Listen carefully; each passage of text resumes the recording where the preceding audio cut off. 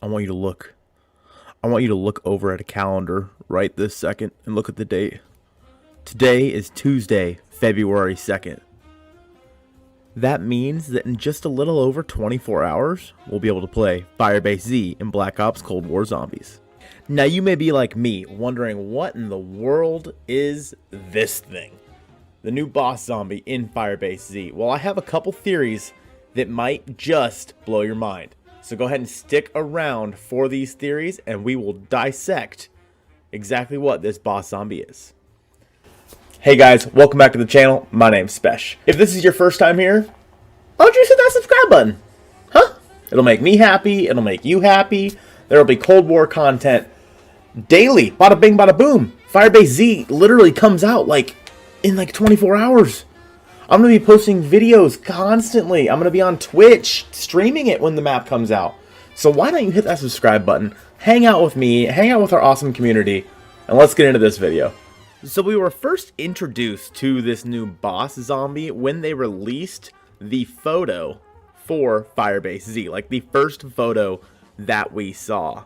And that photo is going to be this one right here. Now, no. Hold on. Spesh, hold on. This is post-production Spesh here, and we've got some new intel.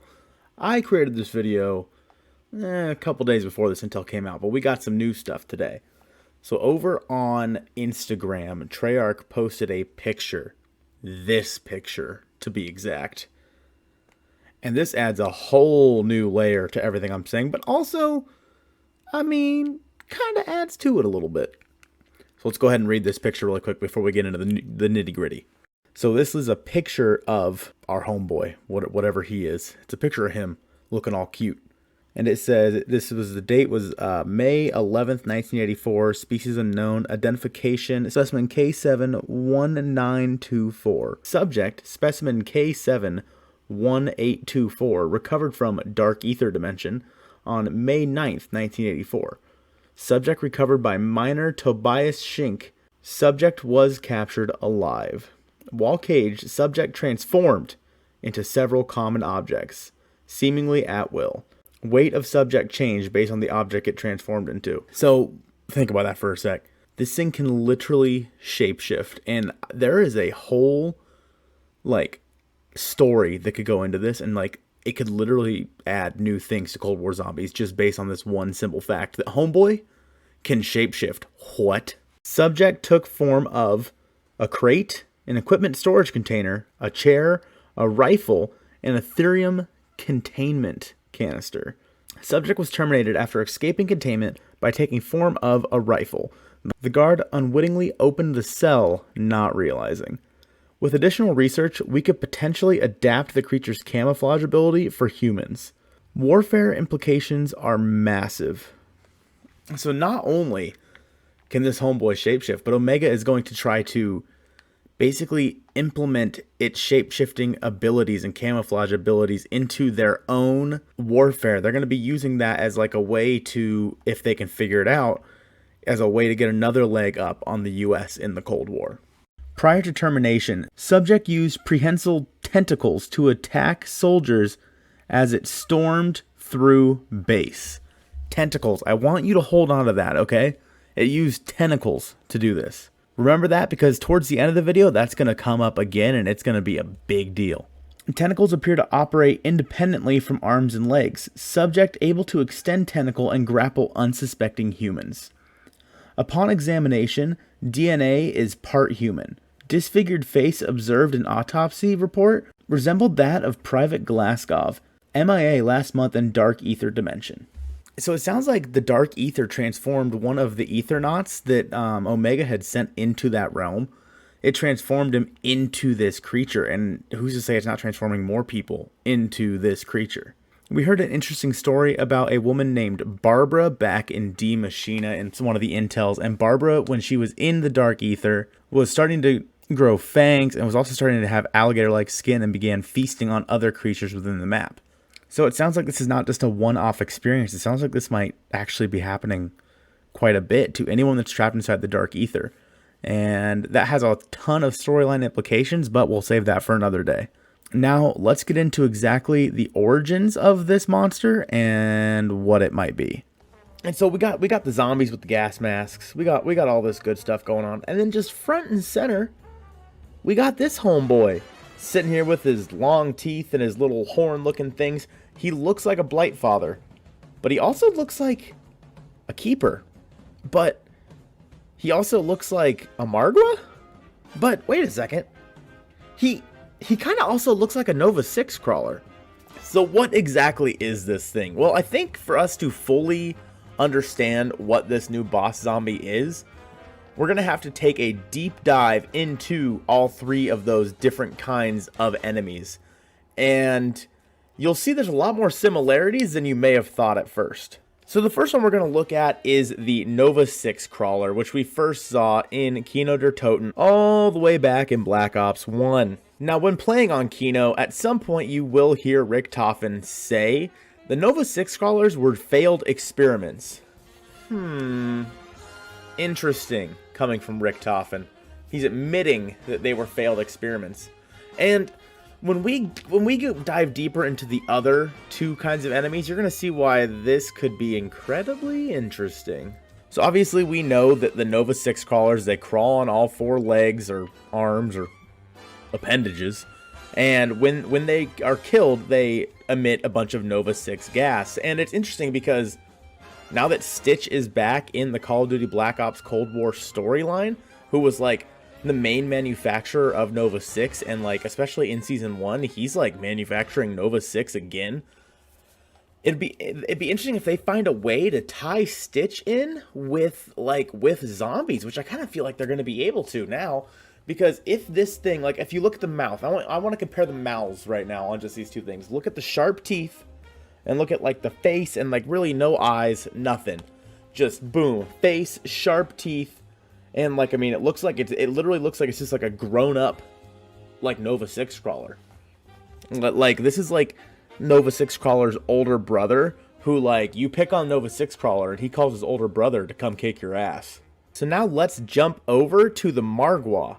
The Margwa made its first appearance in Shadows of Evil in Black Ops 3 and kind of played a bigger role within Black Ops 3, especially once you got to Revelations and had like the elemental Margwas and all that good stuff. But I mean, I'm sure you remember this, but you got like the Margwas, they got their tentacles, and they got like they have 3 heads, and you gotta shoot each head, right?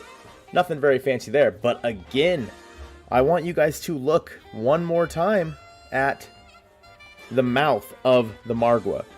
Look at the mouths of the Margwa, and you cannot tell me that does not look exactly like the mouth that we see on this other guy, the Firebase Z boss zombie. And also, by the way, I'm recording this video about a week in advance, so there is a chance that maybe they told us the name of this guy, but they haven't when I'm recording this,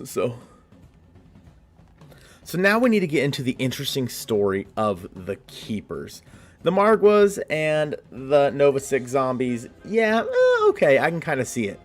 But here's where it gets real juicy. The story of the Keepers reads as such, straight from the Call of Duty wiki. The Keepers are manifestations of the Ancients who were a part of the Order of the Keepers, an ancient order with the purpose of protecting the summoning key, crafted by the Keepers and preventing the Apothicons from wreaking havoc upon all dimensions through time and space. One of these Keepers, remembered only as the first one, used the summoning key to seed all life. So that first one, that was Dr. Monty. Him and the Shadow Man were both originally Keepers. But Dr. Monty was the one he was the first one that kind of created life, and that's why basically throughout all of Black Ops 3 he plays kind of more of like a god role, like he is God and like he created everything in Black Ops 3. And obviously that changes towards the end. I mean, I'm assuming you've played Revelations and seen what happens, but if you haven't, I'm not going to spoil it for you. I'm not going to be that guy. But and then basically throughout most of Black Ops 3 we think the Shadow Man's the bad guy, Dr. Monty's the good guy, and in the end we kind of learn, you know, things are not as cut and dry as they seem. So moving on to the next paragraph of the Call of Duty wiki, it says, eons ago there existed only the Keepers, amongst them 2 individuals who would later be known as Dr. Monty and the Shadow Man. However, The corruption from the dark ether found its way into their realm and twisted the souls of some of the keepers. These corrupted keepers resented the rest of their kind and waged war on them, becoming the Apothicons. These Apothicons were defeated, and those who remained were banished into the dark ether forever. Afterwards, the keepers ascended to become the guardians of all dimensions through time and space. As time went on in the dark ether, the Apothicons were slowly morphed and changed into squid-like monstrosities, barely resembling their former keeper selves. Sometime during the Middle Ages, the Apothicons found a way to re-enter creation and attacked the Earth. With the help of the keepers, mankind was able to defeat the Apothicons and banish them from their world once more. So obviously, back in Black Ops 3, we get into like the Great War and all this stuff, and we come to find out the Great War was actually a battle between the Keepers and the Apothicons. But we learned that the Apothicons are literally just Keepers that have been corrupted by the Dark Ether.